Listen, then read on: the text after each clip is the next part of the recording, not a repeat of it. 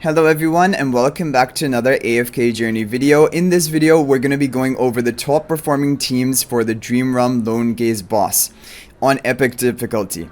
So we'll be beginning by talking about the overall top performing teams, and then we're going to talk about what I'm using on my account because I'm missing some of the top heroes, and then we'll talk about free-to-play alternatives if you don't even have some of the heroes I have built up.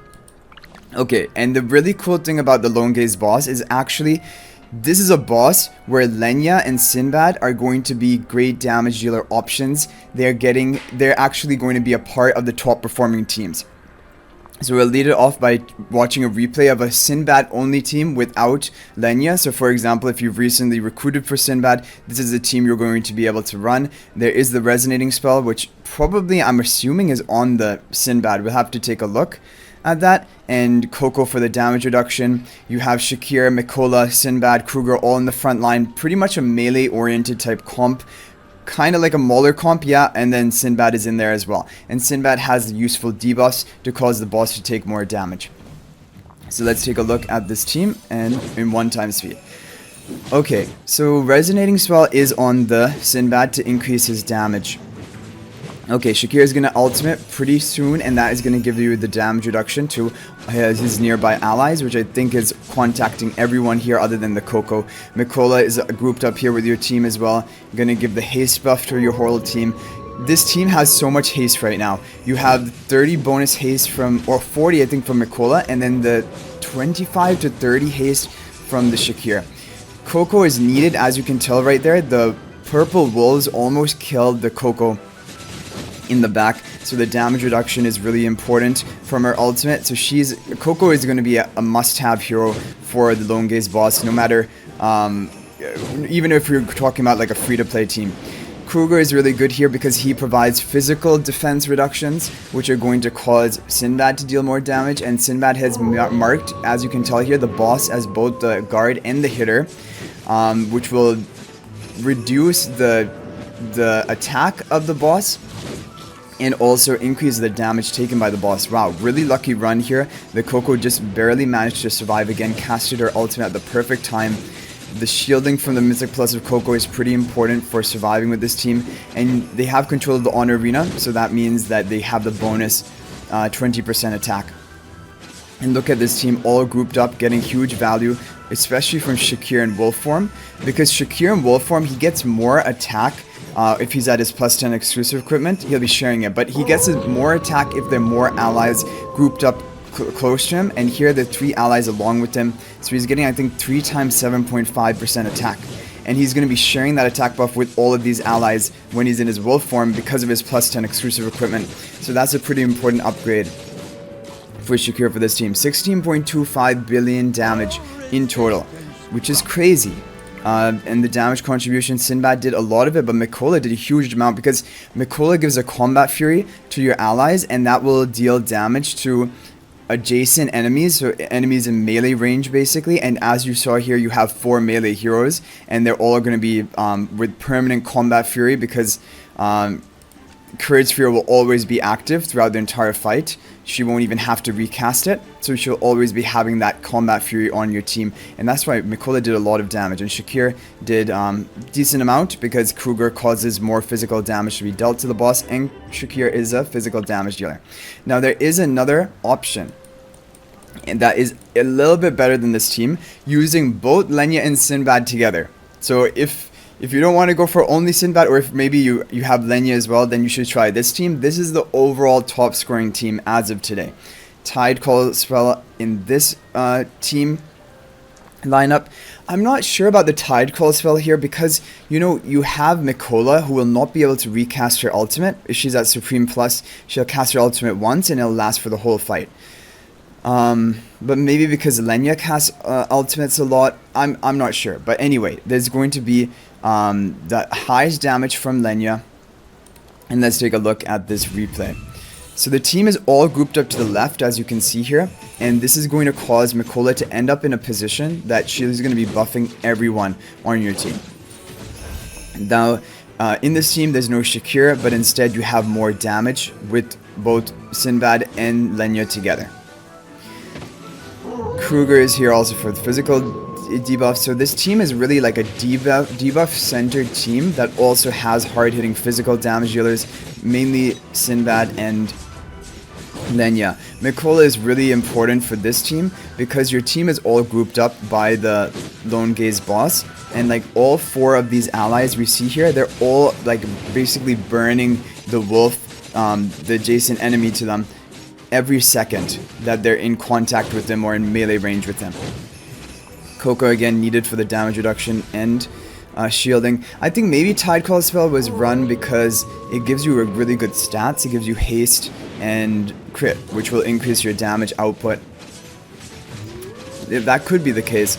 And I guess even if, for example, Mikola can't recast her ultimate, the other heroes will be casting pretty frequently, and that can trigger the Tidecall spell. And also, I think maybe the other thing about Tidecall spell is, especially for Lone Gaze, if it times perfectly, and you can launch it right before the boss goes for his nuking attack with the purple wolves, or like he just jumped on Coco there, then it reduces the damage output of the boss by quite a lot, and then you're pretty safe during that duration, so it can buy you time to then get your Coco ultimate off after that, for example. And not to mention that Tidecall spell will also cause you to deal more damage to the boss, because the soak debuff you apply will also increase the damage taken by the boss by, I think, 25%.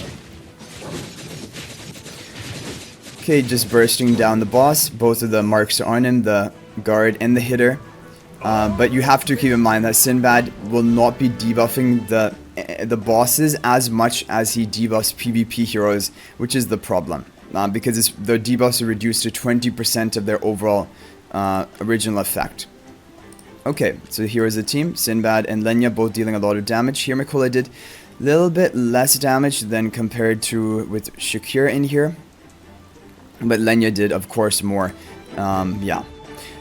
Okay. So that is going to be the other option. Now, if you don't have LENYA and you don't have Sinbad, then I believe your next best option is going to be the team that I'm running. And we're rank 2 right now in our district. And we'll just take a look at the team we ran and we can watch that replay. I only did 1 attempt, so it's a pretty consistent team. Here's the formation. You have Resonating Spell on Odie. Odie is your major damage dealer, and you want to Reinier position swap him so that, again, you want your allies all grouped up in the front with Mikola buffing them up, Shakir buffing them up with the haste buff to increase their damage, but also the damage reduction from Shakir, the attack buff from plus 10 exclusive equipment of Shakir, and Resonating Spell for just allowing Odie to cast ultimate as much as possible and increase his attack and damage output. Now, one thing with this team, and you're going to notice it, is that the Reinier dies really early on in the fight. But there's nothing you can really do about it. Like, I mean, if you, for example, you're running Thorin here, you would have to run Thorin instead of Mikola, and it would just probably end up being worse for you. So it's kind of like you're just sacrificing the Reinier, and then the rest of your team will just try to get off as much damage as they can. One problem with that is that, like we've mentioned before, the Lone Gaze will gain stacks, like basically upon killing one of your allies. Like if he kills Reinier right now, he's going to gain a stack which increases his haste, which increases his damage. You can see the buffs on him. He has the hourglass, which is for haste. He has the defenses, physical and magical defense, which means that he also has bonus physical and magical defense, I think by 20% upon getting 1 kill onto your team. But still, this team is still the best option, even though Reinier dies early and the boss can get those buffs stacked up. Mikola, Shakir, Odie are all like the perfect combos together. And like, look at that. Coco even died with 39 seconds left on the clock, and now the boss has even more haste, like basically 2 stacks of it and 2 stacks of the defenses. But still, we're still managing to output a decent amount of damage. I think Odie's poison is really a key way that we're burning through the boss's health, because once our poison is stacked up, then you're just going to be draining a certain amount of HP of the boss every second. And even when the boss, like you saw there, he kind of became untargetable and was howling, his health was still ticking down because the poison was stacked onto him. And that is why Odie is one of the best damage dealer options for Lone Gaze, especially for people who don't have other heroes. So we did die early, but I mean 45% is a really good score of the boss, 11.75 billion. If we take a look at the other rankings, so Splash is probably running one of the top teams. maybe a LENYA team, and then we're third in our district right now, which is not bad. Okay, now I'm going to talk about some other options. So for example, I think the hero which people are going to struggle to have the most might be Mikola, because maybe they didn't recruit from Mikola. So in general, if you're trying to make a swap for heroes, I'm just going to give you like a general guideline. So if you look at any team, you can just analyze it for yourself and figure out what you can swap it for. Mikola can be swapped for Smokey. They both have attack and haste buff. They both give healing. Smokey gives more healing. Mikola gives more haste buff and a bit more damage output, like technically with Combat Fury, but the blue aura of Smokey can also deal good damage. Shakir, if you want to replace Shakir, you can replace him for Kruger, you can replace him for Thorin, another tank. But usually I would recommend Reinier Mythic Plus. If you don't have Reinier Mythic Plus, replace him for Thorin. And so that's going to be the team that I'm going to show you right now. We will do Thorin, Soul Pacting the Odie to try and keep him alive. Resonating Spell on Odie to increase his damage. Thorin, Soul Pact Odie, Smokey like this. Then I'm pretty sure, I just want to, okay, we'll quickly test out 2x speed. But from this position, it has to be guaranteed that the boss will target the Odie, right?